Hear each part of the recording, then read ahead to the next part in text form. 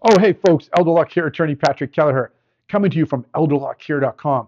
Folks, today's question is, are there any long-term care benefits for our veterans? And the answer is yes.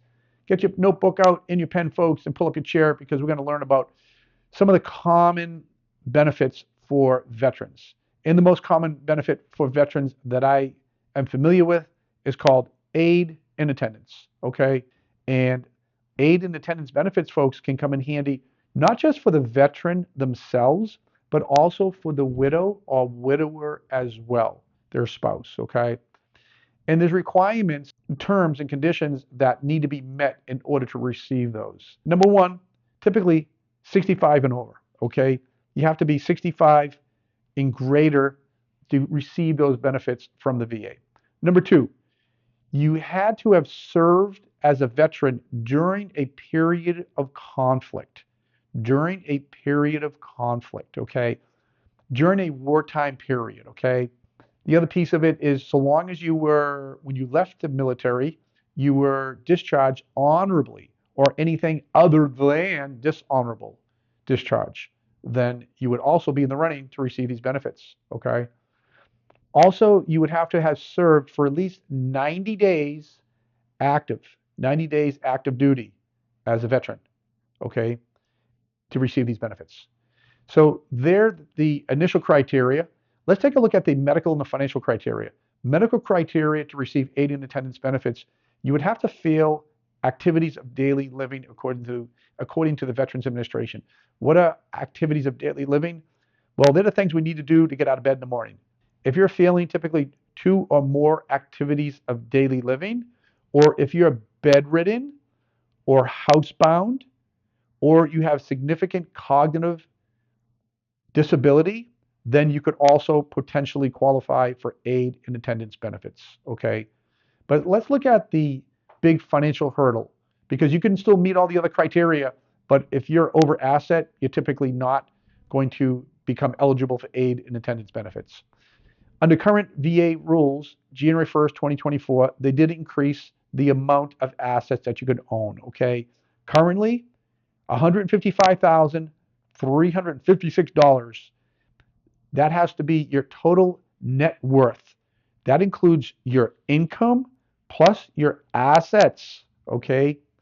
It's important to know that your house is not considered into the equation when calculating that $155,356 threshold. Okay. Income, for example, say Bill goes into his elder law attorney and Bill receives Social Security benefits, $18,000 per year. Bill also has, say, a bank account and IRAs that add up to about 120,000. You would add Bill's assets, the bank accounts and the IRA, 120,000, plus Bill's Social Security income benefits, 18,000. Add those two together, 120,000 plus 18,000 gives us what? 138,000. That's good news for Bill because that puts him under the $155,000 and change threshold. So Bill would qualify financially in that situation. So that's important to know that, folks, as well. Bill could even own a home, okay? And the home should be excluded so long as it's his primary residence. Primary residence, okay? And the VA benefits can be very, very helpful where they differ from typical Medicaid nursing home benefits. VA benefits for aid and attendance could be used at home. Typically, Medicaid benefits aren't so great in that area. Also, they can be used, I've had clients using them in a assisted living facility.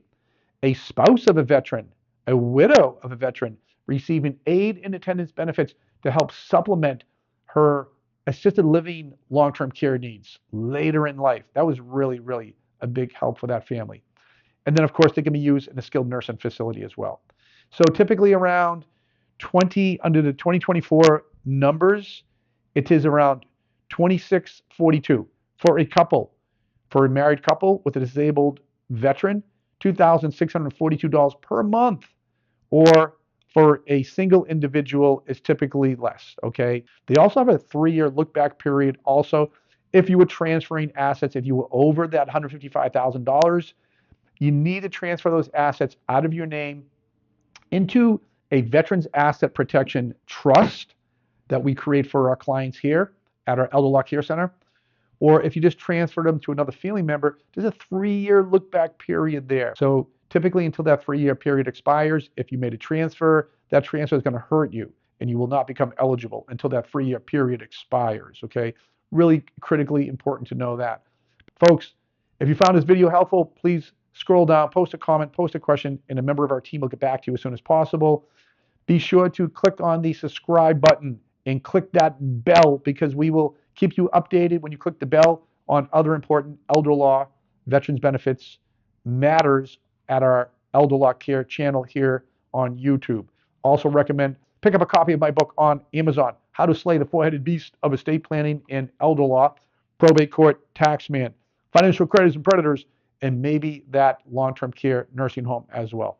Folks, thanks for joining us here today at elderlawcare.com.